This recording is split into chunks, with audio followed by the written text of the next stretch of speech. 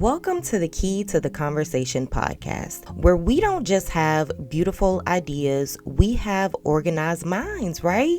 This podcast is for the creatives, the visionaries, the leaders, and the dreamers who've got big, gigantic goals, but also real lives. The ones trying to figure out how to actually follow through and not just stay inspired. So, whether you're building a business, managing a team, navigating burnout, or maybe you're just trying to be more consistent with what matters to you, this space right here, right now, is for you.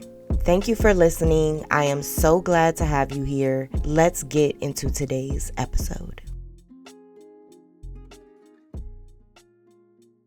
Today we're talking about something that I think just doesn't get enough love in the project management world, in the workplace in general, and that's emotional intelligence. Not the certifications, not the dashboards, not the fancy templates or timelines or tools. Today we're talking about what actually holds a project together when things get tense, when they get messy, and we all know things are going to get confusing, right? Today we are talking about how to handle people. Per usual, this episode connects to my latest blog post, The Most Underrated Project Management Skill, Emotional Intelligence. If you haven't checked that out, go read it right after this episode, because in my experience, emotional intelligence is what separates someone who manages a project from someone who actually leads a project. So let's go ahead and get into this episode.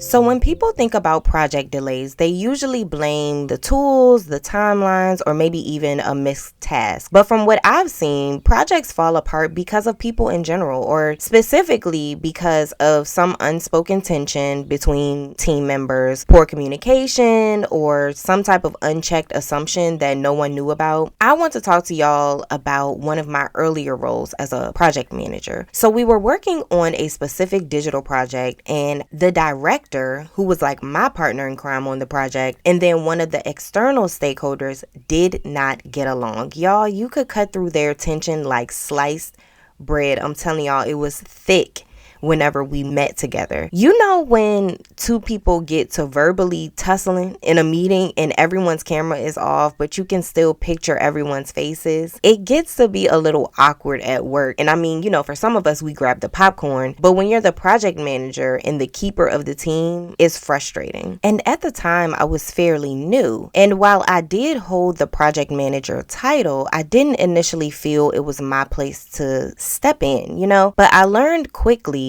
that part of emotional intelligence is knowing when silence is actually doing more harm than good. Knowing when to be an advocate, whether it's for yourself or others, is a huge part of being emotionally intelligent. So my solution for this was to pull both individuals aside and have an honest conversation. I basically explained that if we were going to move this project forward and actually hit our goals, because that's why we're here, we needed a foundation of both professionalism and respect, even if they didn't see eye to eye. Because at the end of the day, the project isn't about them. It's about the outcome, the revenue, and the team depending on both of them to do their individual jobs. And now see, that wasn't a technical solution. That was emotional intelligence in action. And this isn't a one-time thing. I once joined a project midway through at an agency where we were responsible for distributing physical awards and digital certificates. On paper, everything looked great. There were clear deadlines, solid brand guidelines that we were to adhere by. The tools were in place, but the creative team was still stuck for some reason. There was this disconnect. The copywriters and designers kept attending meeting after meeting, and no one was actually making any real progressive moves. The ultimate issue that I saw was miscommunication. So essentially, the plan was clear, but the language being used between stakeholders and creatives just wasn't landing for the both of them. I was brought in specifically to bridge that communication and language barrier. So to coach, to translate, and to mediate. So again, emotional intelligence was the missing ingredient. And when that was added, things started to flow how they needed to. I think people often assume a project is only successful if it hits a deadline, but I personally disagree. A project is also successful when the team feels like they have accomplished something together, when they've moved through the forming, storming, norming, and performing stages with grace. Just like back in school when everyone hated to see a group project coming because everyone knew it was rare to get a group that didn't have the overachiever, the ghost, and the glue person. We can still see those same dynamics play out in our workplace, right? But EQ is what helps us notice those roles, redistribute the weight, and keep the project from becoming a power struggle between team members. My therapy background shows up in every project that I manage. Whether it's mediating tension or just reading a tone shift in a meeting, I'm constantly using those therapeutic skills. And trust me, when you can help someone feel seen and supported even when they're struggling to meet a deadline that was set, that can shift the energy of an entire team because they trust you. Projects that are led with emotional intelligence just move differently. They move smoother and have a lot more clarification for everyone involved because when people feel seen, they just show up stronger. They feel more connected to the work. They trust the process and they don't feel like they are just another number amongst the ton. So no, people aren't just being difficult. They're trying to find their way and they're trying to find a system that works with them and not against them. And your emotional intelligence is what helps to build that bridge for them. So now let's move on to what emotional intelligence looks like in full action. Alright, so emotional intelligence isn't just about staying calm. It's about noticing what's happening for you mentally and emotionally and what's happening for others mentally and emotionally, even when nothing is being said. That is the key. So I remember one weekly check-in where I asked a teammate for her updates on her tasks, and her responses started going in circles, and I just realized quickly that she hadn't actually made any progress on her part of the project, and talking about it now is actually giving me secondhand embarrassment because our cameras were off, but you could still feel the shift because everyone that gave updates before her gave very concise answers, where they were now compared to the last time we met and where they were headed, that type of thing. Her updates sounded like more of a finesse, almost like she forgot we even had the meeting and was hoping maybe she'd be overlooked. That secondhand embarrassment when everyone starts to realize what is happening is just hella cringy, if I'm being honest. I don't know if I hate embarrassment more or secondhand embarrassment more because it's too much.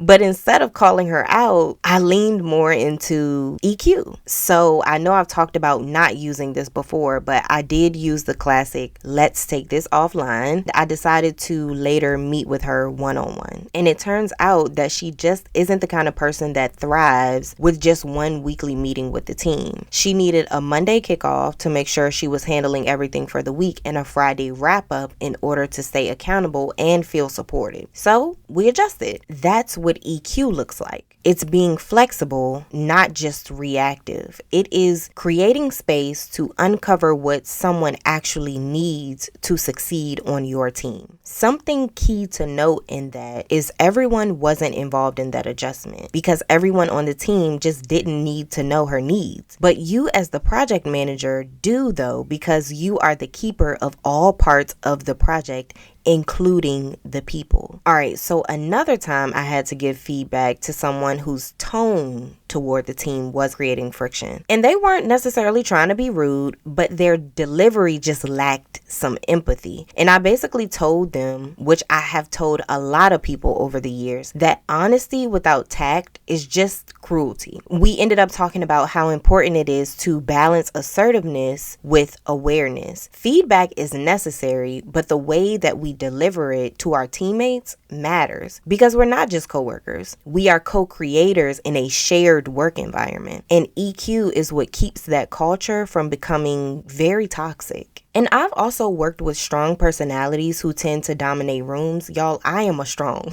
personality who tends to dominate rooms. And as someone who's naturally assertive, I know how easy it is for others to just fall back, to just shrink themselves in the room. So I do make it a point to pause in meetings and make sure that no one has specific thoughts on this, making room for people. Sometimes people just need a little extra room to speak. And if you're leading, it's your job to make sure that they get it. And I don't want you to get this confused with coddling your team members, because it's not about coddling. It's more so knowing that you have a shared and common goal to complete the project, and so adjusting so that you can meet that goal. Even in virtual meetings, I pay close attention to tone. I pay attention to people's facial expressions. If their camera is on, I pay attention to the passive aggressive comments people tend to make when they're uncomfortable because they're afraid of being direct. I've had people DM me privately during calls to vent or share about how they're feeling. And when that happens, I know I need to step in as a gentle reminder, but I do need to step in. One of the most effective ways I've diffused conflict is simply by taking a pause. When two people start going back and forth in a meeting, I interrupt them, and not to silence them, but to create space. So I just say something simple like, okay, everyone, here's what I'm hearing so far. And that alone gives each person a moment to clarify their piece without interruption. Because by me regurgitating what they're saying, they can either clarify it and clear it up, or they can just say, you know what, Key? That's exactly what I was trying to say. And that alone can shift the energy of the room, because most back and forths aren't even about disagreements. They're mainly just about misalignment. When you bring it back to the facts, to the goals, to the project itself, you take the focus off of personal tension and you put it back on the shared success. That's emotional intelligence. You're reading the room. And that's what holds a project together when it seems like things are just getting off track.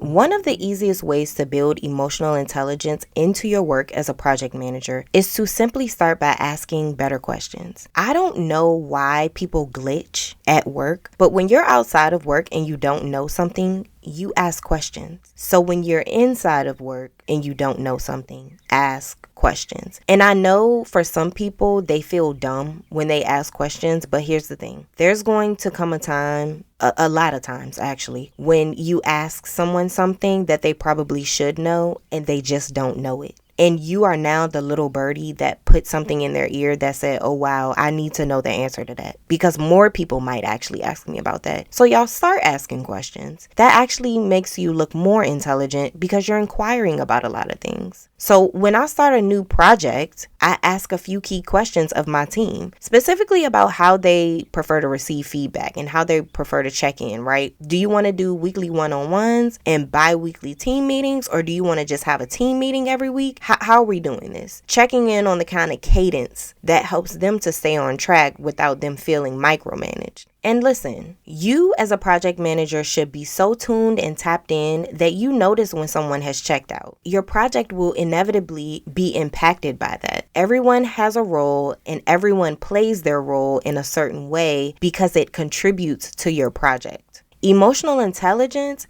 is knowing how to read a room and knowing how to hold people accountable while also knowing how to address the situation. Checking in with them. How is everything going on your end? Trying your best to make room for that. And that doesn't mean that you're coddling them. It just means that you're in the know of what's happening on your project. You would rather adjust than just lose the person altogether. And please note, this is not for people who normally are pretty reserved, because it is just fine for people to be reserved at work.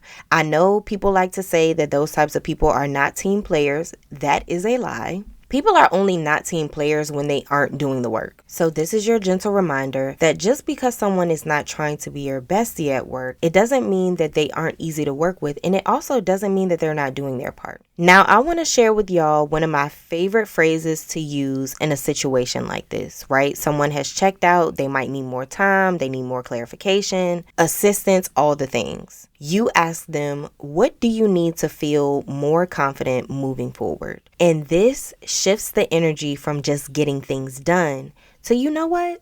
Let's figure out what is missing so that you can do your best work. What did I say in the beginning? When you are unsure of something, you ask a question. So first you check in with them. What is the actual issue here? And then after that, you ask them, how would you feel more confident moving forward? What is your need? Because you're the keeper of the project, you are the keeper of the people. The people are doing the work. And so what do the people need in order to move forward? I also try to make people feel seen before jumping into problem solving, because sometimes people don't even feel like they can share that they're having an issue with you at work. Because, corporate be all uptight and stuff, so people want to feel seen. I also avoid anything that sounds passive aggressive or overly corporate. First of all, y'all, that's not even how I talk in real life. It feels unnecessary. I am a very direct person, and I also don't feel like I need to use Shakespeare language when I'm at work. I can talk like a normal human being. I don't need to talk about low-hanging fruit. Like, what are we even talking about? Now, I'm not by any means saying I'm perfect, but I do try to just keep it direct, keep it respectful, and keep it rooted in care. Again, I will say this until the end of times. When people feel seen, that is when they do their best work. Now for myself, when I feel frustrated or overwhelmed, I just take a step away. It's easier when it's remote because I can take some time to myself for a few minutes in my own home. In office might prompt me to intentionally take a walk outside or take a walk around the building. I've learned that rushing through a task while I'm emotionally overdone, it never ends well. Things tend to slip through the cracks when I'm frustrated and I'm trying to just push through. Now, I'm not saying you won't ever have times like that, but my go-to when I have the time is to just take a reset and to pause, take a walk, do some journaling. That emotional processing keeps me from transferring stress to my team and to the work, because it'll slow everything down because you're the keeper. And journaling, again, helps me outside of work. And so the things you do outside of work can also help ground you inside of work. Y'all, it's okay to be normal at work. And I know that there are going to be times where you are in the moment and live with someone and having an encounter that is not your favorite encounter. And in that moment, I would empower you to take a breather because you need time to process your thoughts. So just say that you might need 20 to 30 seconds to kind of process what just happened so that you can move forward. Take up the space that you need. All right, so sometimes we can have someone on the team that just isn't as emotionally intelligent as we would want them to be. They have the skills to do their work, but reading the room is just not their strong suit. And you know what? That's okay, because it is your job as the PM to help them see where they can fill in the gaps with that. When someone on the team lacks emotional intelligence, I don't necessarily come at them with an immediate correction. I normally do a one-on-one check-in to gain their perspective and understand their point of view, so I go in asking questions. And then once I gain their perspective and point of view, after that we can talk through it. And most people don't have malice intent. They're not going in trying to bully people. Now, some people you can see through that, but most people, I find they just kind of have tone blindness. They don't know that other people are receiving them a certain way because people don't say it. After that, I tend to share a story or some type of reflection from my own experience because I have been in the position of people misreading me and I know what that feels like. And so I help them to fill in the gaps in that way. And that disarms the moment, right? It makes the learning mutual because now I'm learning them as a person and they're learning what their team members need instead of going into straight criticism, which can shut people down. If someone doesn't know how they're coming off to other people, they don't know how to fix it. And so if you go in armed, they'll shut down. So a constant practice I use to check in on the emotional health of the team is watching for patterns. People appreciate being seen even when they don't know how to ask for support. And that's what people management is. It's not just checking the boxes of the project, but checking in on the people. But notice how I said earlier that I help people to see where they can fill in the gaps. The goal isn't to enable your team by doing the work for them. Being a leader is helping them learn new skills to progress moving forward. Emotional intelligence matters to me not just because I'm a project manager. It matters to me because I've been the person who was misunderstood and expected to perform while quietly falling apart at work. It sucks. I know what it's like to be very high achieving, but also emotionally exhausted. So when I lead, I don't just care about the deadlines. I care about people not losing themselves in the process. And y'all, I am going to be very transparent with y'all. I don't care how attached these companies want y'all to be to the work. This is just work. Do not lose yourself in the process. You need to learn self-preservation. The most important thing that I want you to walk away with is that the emotional climate of your project is just important as the project plan. You don't need to be a therapist or a soft leader, but you do need to pay attention. Emotional intelligence is not extra. It is essential. Emotional intelligence is what keeps the team's trust intact. Teams are engaged and the outcomes become sustainable. The biggest myth about emotional intelligence is that it's about being nice, and it's actually not. It's about being aware of yourself and others, knowing when to push and when to step back and recalibrate. And then it's also understanding that tension can be healthy when it is handled well. And that mutual understanding is a form of kindness. Kindness is when you can read the room and redirect. So emotional intelligence is not a weakness. I know that we've talked about a lot of emotions here, and at some point, maybe you were like, this is too emotional for me. You need to get a little more acquainted, because at work, you're working with human beings, not robots. Emotional intelligence is one of the strongest things you can develop if you actually want to lead well. And everyone wants to have a great boss. So how about we all try to be that great boss for someone else? So if you're listening to this and realizing, you know what? Maybe I've been too focused on the what of my projects and I've forgotten to check in on the who. This is your gentle reminder, because people power projects, and the best systems in the world still need emotionally intelligent leaders to hold them together. And you don't want AI to take your job. You don't have to be perfect, but the more aware you are, the more trust you build. So if this episode sparked something for you, send it to a teammate or read the full blog at www.keytotheconvo.com. And as always, you don't have to do more to be more. You just need the right support. I hope you enjoyed today's episode. If it resonated with you, feel free to connect with me on socials. I'm at Key to the Convo. That is KeetoTheConvo on Instagram and TikTok. And you can find me on LinkedIn at Kivanya Webb Riley. All the links are in the show notes, and I'd love to keep the conversation going. Thanks so much for tuning in. I will talk to you next time. Bye.